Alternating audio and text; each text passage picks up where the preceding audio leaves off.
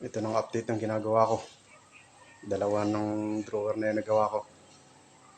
Kaso hindi ko pa maikabit kasi wala pa yung sliding na in-order ko. Bumili lang ako ng sample na isang sliding dyan sa hardware. Kaso hindi gaya ng sa online na bearing. Mas maganda yun. Tinisting ko lang itong isa. Medyo mahirap gawin, mabusisi.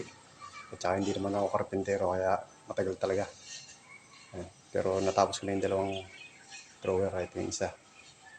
So yung dalawa na lang, yung dalawang mahaba. Pero ito nakikabit ko na yung sliding nito.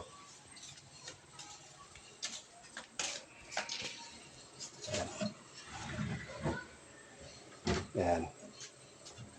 Mahaba rin. Ayan. Umorder din ako ng hawakan sa online. Wala pa. Ito na marating. Ayan. Ayan, mahirap. Hindi ko maisagad. Mahirap hawakan. Ayan. Ayan. Tapos na. Yung ito naman. Ito. Nagawa ko na rin. Ayan. Malalim siya. Oh. Malalim na maigsi. Para pwede na din paglagyan ito ng mga brief ng anak ko. Ayan, brief, damit, pantalon. Ay, short.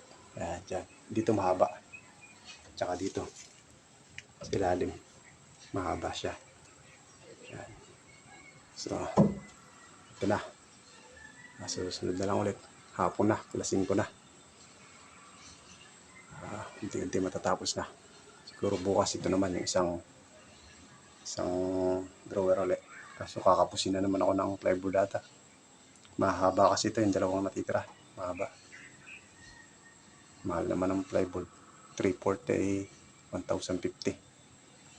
So, wala, no choice. Nasimulan na natin sa plywood. Kaya tutuloy natin ang plywood hanggang matapos.